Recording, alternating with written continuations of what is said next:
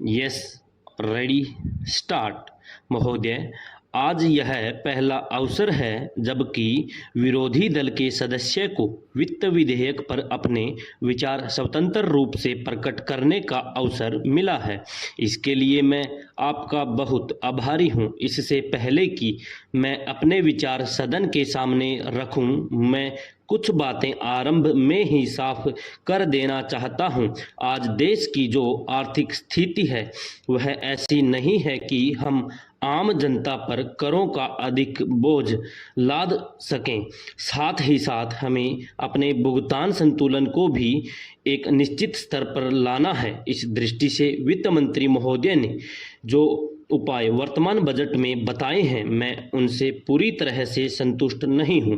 ऊपरी दृष्टि से देखने से यह बहुत ही संतुलित बजट नजर आता है, लेकिन खेद है कि इसमें देश के आम गरीब वर्ग की पूरी तरह से उपेक्षा की गई है। अच्छा तो यह होता कि मंत्री महोदय करों को बढ़ाने के स्थान पर सरकारी खर्च तथा सरकारी शानो शौकत में कुछ कमी लाने के उपाय सुझाएं। आमतौर पर यह समझा जाता है कि हम विरोधी दल वाले केवल सरकारी कार्यों की आलोचना करना ही जानते हैं, इसके सिवा और कुछ नहीं। मैं इस तथ्य से पूरी तरह सहमत नहीं हूं। हम लोग जनता के प्रतिनिधि हैं। यदि हम ही जनता की भलाई की बात नहीं करेंगे तो और कौन करेगा। वर्तमान परिस्थिति के संदर्भ में जो सार्वजनिक वितरण प्रणाली को मजबूत बनाने की बात इस बजट में कही गई है, उसका स्वागत किया जाएगा। आज देश के हर भाग से आम आवश्यकता की वस्तुओं की कमी महसूस की जा रही है। इसका एकमात्र कारण वितरण व्यवस्था का अभाव है। प्रधानमंत्री जी ने स्वयं इस बात को स्वीकार किया है कि देश की सार्वजनिक वितरण प्रणाली को मजबूत बनाया जाएगा। जो धनराशि इस काम के लिए बजट में रखी गई है वह ही काफ़ी नहीं है। अच्छा होता कि खाद्य तथा नागरिक आपूर्ति मंत्री की अध्यक्षता में एक समिति का गठन किया जाता तो संसद द्वारा दिए गए अधिकारों का उपयोग करके सार्वजनिक वितरण प्रणाली को मजबूत बनाने के लिए स्थायी एवं कारगर उपाय सुझाती।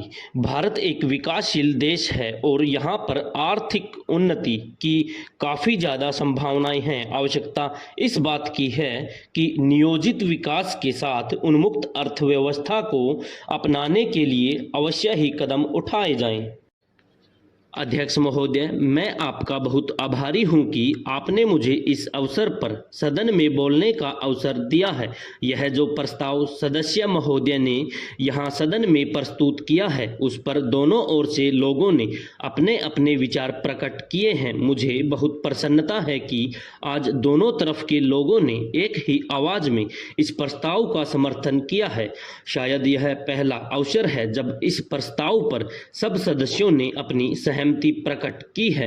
मुझे इस बात का भय भी है कि यह जो प्रस्ताव है उसे अभी मंत्री महोदय द्वारा स्वीकार कर लिया जाएगा और उसके बाद देश के किसानों को उनके अनाज का उचित मूल्य भी दे दिया जाएगा। कुछ दिनों के बाद हम में से कई सदस्य आपत्ति करेंगे कि अनाज के भाव बढ़ गए हैं और देश की आम जनता परेशान है, इसलिए कीमतों को कम किया जाना चाहिए। ऐसी अवस्था में मेरी समझ में यह नहीं आता है कि यह सदन किसानों को उनके अनाज का उचित मूल्य दिलाने में सहायता करेगा या देश की आम जनता को सस्ता और सस्ता अनाज दिया जा सकेगा। मैं समझता हूं कि दोनों बातों को एक साथ करना बड़ा कठिन हो जाएगा। अध्यक्ष महोदय, यह हमारे देश का सौभाग्य है कि यहाँ पर खेती में काम करने वालों की संख्या बहुत अधिक है। अभी कुछ समय पहले हमारे योजना मंत्री जी ने बताया है कि देश में बेरोजगारों की संख्या बहुत बढ़ रही है, जिन्हें हम खेती के काम में लगा सकते हैं। हमें ऐसा कोई काम नहीं करना चाहिए जिससे बेरोजगार लोग खेती के काम को छोड़कर शहरों की ओर आना शुरू शुरू कर दे। मंत्री महोदय का कहने का अर्थ यह है कि हमें खेती में काम करने वाले किसानों को अधिक से अधिक सुविधाएं देनी चाहिए, जिससे वे अच्छी तरह से अपने परिवार का पालन कर सकें और अपने बच्चों को भी पढ़ा सकें।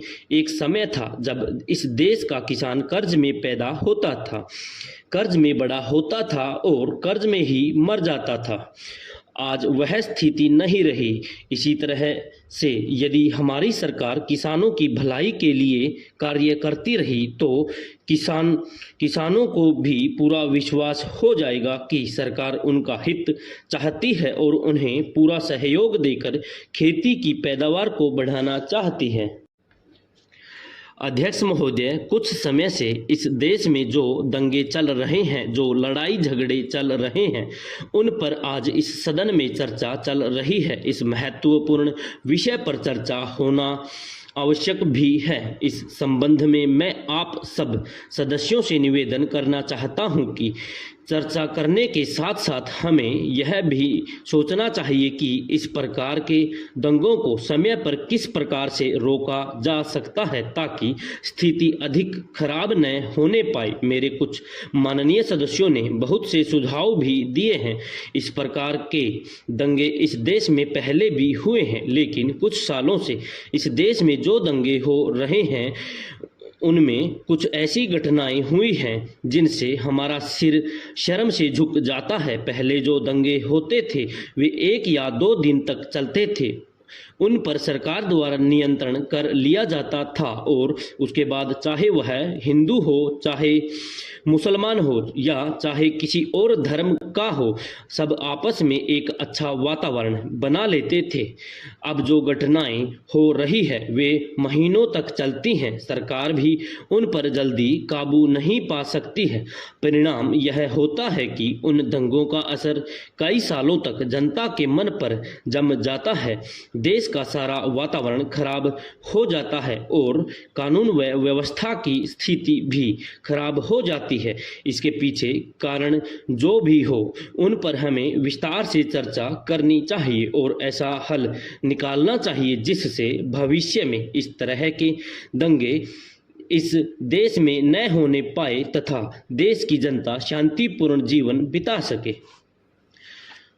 अध्यक्ष महोदय, सरकार का जो सबसे पहला काम है वह यह है कि समय समय पर अनेक स्थानों पर जो दंगे होते हैं उनके पीछे क्या कारण है इसका पता लगाया जाए। सभी पक्षों के सदस्यों ने इस सदन में एक दूसरे पर आरोप लगाए हैं। मैं भी कुछ आरोपों से सहमत हूं, लेकिन एक दूसरे पर आरोप लगाने से स्थिति में सुधार नहीं आ सकता है। यदि हम लोग इस तरह के दंगों को हमेशा के लिए रोकना चाहते हैं तो हमें सब धर्मों के बच्चों को ऐसी शिक्षा देनी चाहिए जिससे उनके दिलों में एक दूसरे के प्रति जो गलत भावनाएं जन्म लेती हैं वे हमेशा के लिए समाप्त हो जाएं।